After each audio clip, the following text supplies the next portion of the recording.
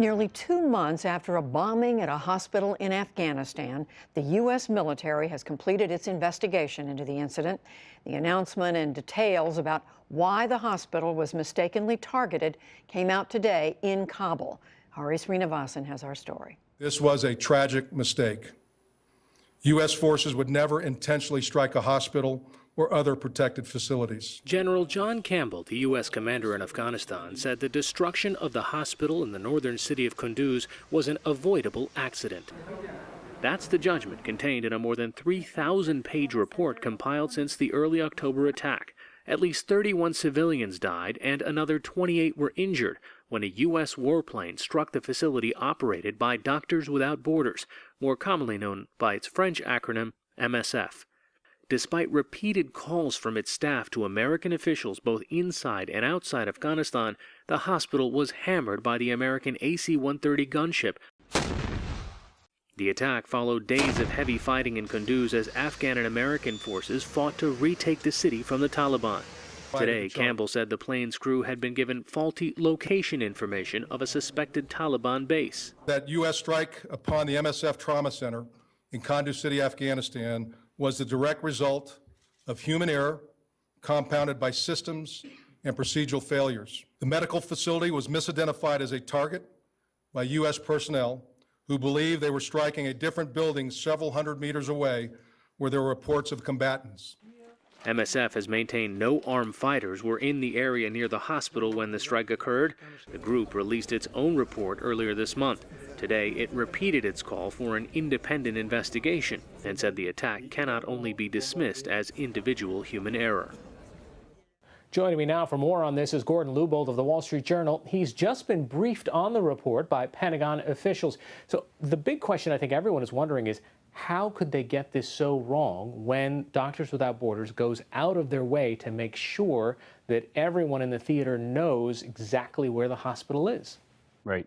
So what we learned from this report that was released today at the Pentagon, and General Campbell, who's the commander of all Allied and U.S. forces in Afghanistan, is that this really was human error. It was just a combination of errors, really, to include some technical problems that they had on the gunship that was used during the October 3rd strike that contributed to just the wrong targeting of the targeting of the wrong building in Kunduz that night.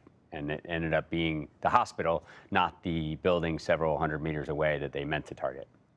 So Afghan forces send in the coordinates to this gunship, but according to the summary by the general, the gunship is what, just out of range enough where their GPS is just a little off? Right. Afghan forces conveyed coordinates to the right target, which happened to be an intelligence building where the Taliban was known to be positioned. Through U.S. Special Forces, who are also on the ground there, they conveyed these coordinates to the crew of the gunship. But because some of the capabilities on the ship, on the plane itself, were malfunctioning, a lot of this was communicated verbally, and the coordinates somehow got plugged in, and I think maybe properly, but it malfunctioned and sent the crew to an empty field to be the target. The crew realized this is the wrong place, and relied then on a verbal description of the target, and then began striking for about a half an hour the hospital and not the actual target, which was, as I say, several hundred meters away. And I think what we learned was that the word never got to them in time to stop targeting that hospital, and they just simply didn't realize that that was the place they weren't supposed to hit. During the airstrikes, people from the hospital were calling anyone they could, and they were actually getting that information to headquarters saying, listen, you're bombing us, you've got the wrong target. But wasn't there a list that they could compare to say, okay, I guess, guys, you guys are bombing an area that's on our no-bomb list? Right. And from the outside, even to me, and I cover this a lot, you know, it doesn't quite make sense, like, why it would take that long for the kind of process to catch up with itself when somebody's calling, as you say, and saying, like, you're bombing us is the wrong place. But I think that because of the communications errors, because of as somebody who's very familiar with it described to me this morning, said the crew of the gunship had kind of convinced themselves that this was the target. I don't think that they were getting information that it wasn't the target yet, as I understand it. But because of the problems and because of the verbal description that was given to them, they essentially were convinced that they were doing the right thing. They were targeting the right place, and obviously they weren't. So what are the consequences now that the government has this report? The consequences are that we don't know yet what will happen to these military personnel who have been suspended from their jobs. General Campbell will conduct an assessment, and then we'll know what happens to these people.